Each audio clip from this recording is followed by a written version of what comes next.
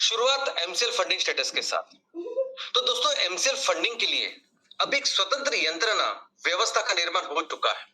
अब ये जो सिस्टम है, ये यंत्रणा, ये व्यवस्था जो है, वही हमारे लगने वाले हर फंडिंग की व्यवस्था करेगी, उसका ख्याल रखेगी।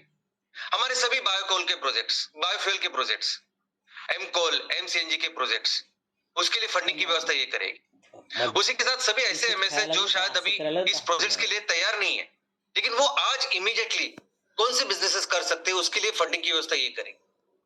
हमारे सभी एमवीपी वो उद्योजक के लेवल पे हमें जो बिजनेस की शुरुआत करनी है, उसके लिए भी फंडिंग की व्यवस्था ये यंत्रणा करेगी। हमें सभी प्रोड्यूसर ऑर्गेनाइजेशन के लेवल पे भी बिजनेस की शुरुआत करनी है, तो इसके लिए भी जो फंडिंग चाहिए, उसकी व्यवस्था ये सिस्टम, ये यंत्रणा करेगी। और दोस्तों, सिर्फ एक ही बात नहीं, ये सिस्टम अभी ऐसे ही चलती रहेगी। इनफैक्ट आने वाले दिनों में तो ये सिस्टम, ये यंत्रणा और मजबूत होगी और बड़ी होगी। इसका कारण यह है कि अभी पूरी दुनिया की पहल है कि वो सस्टेनेबिलिटी की ओर पर काम करे, उस पे पूरी दुनिया की इकोनॉमी लेके जाए। और हम आज जिस सेक्टर्स में काम करें, सस्टेनेबल फ्यूल यानी बायोफ्यूल, सस्टेनेबल फूड यानी ऑर्गेनिक फार्मिंग, और सस्टेनेबल चीजें एमएसपी, हम एक्चुअली सस्टेनेबिलिटी में काम कर रहे हैं। और सस्टेनेबिलिटी में काम करने वाली इतनी बड़ी ऑर्गेनाइजेशन, इतनी बड़ी संस्था भी दुनिया में कहीं भी नहीं है। और हमने इतना बड़ा पोटेंशियल तैयार किया है हमारे सभी परिवार ने मिलकर, कि आने वाले दिनों में बहुत बड़ा निवेश, बहुत बड़ी इन्वेस्टमेंट हमारी इन प्रोजेक्ट्स में होगी, बिजनेस में होगी। तो ये यंत्रणा, ये पूरा सिस्टम आने वाले दिनों में और मजबूत होगा और हमेशा जिंदगी भर हमारी इस फंडिंग का ख्याल रखेगा। और हमारी जो पूरे परिवार की, हर उद्योजक की सिर्फ एक ही जिम्मेदारी होने वाली है, और वो ये है कि हमें एक बिजनेस एक्शन प्लान बनाना। दोस्तों, हमारा हर क्षेत्र, हर गांव, हर तहसील, हर तरीके से सुजलाम सुफलाम हो, आर्थिक सामाजिक विकास उसका महत्तम हो, इसके लिए हमने हर क्षेत्र के लिए उस 5E मिशन का निर्माण किया है।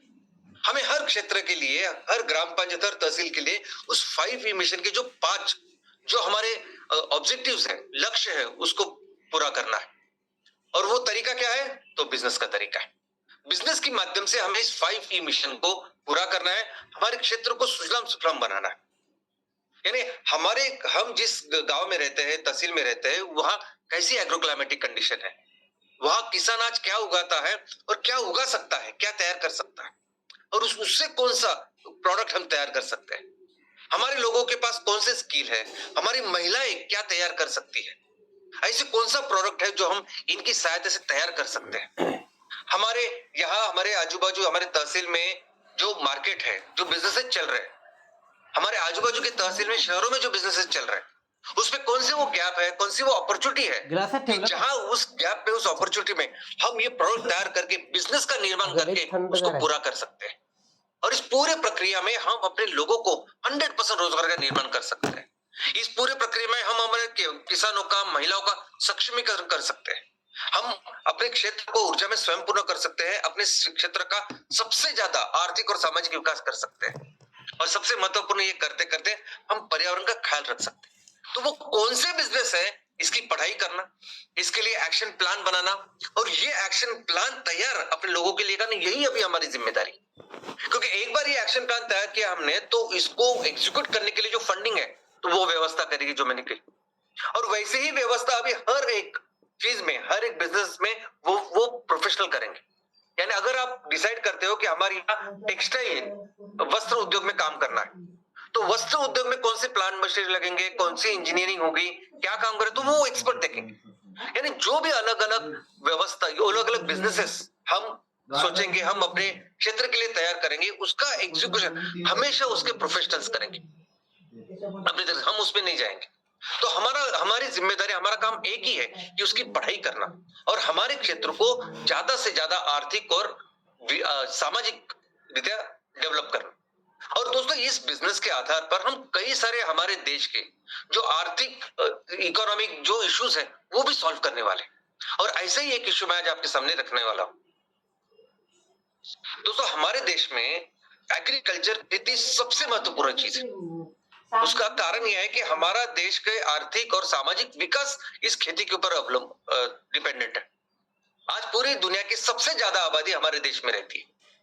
और हमारे देश में जितने लोग रहते हैं 60% से ज्यादा लोग आज भी हमारी इस खेती के ऊपर डिपेंडेंट है। यानी उन 60% लोगों की आर्थिक सामाजिक जो विकास है, प्रगति है, वो इस खेती के ऊपर डिपेंडेंट है।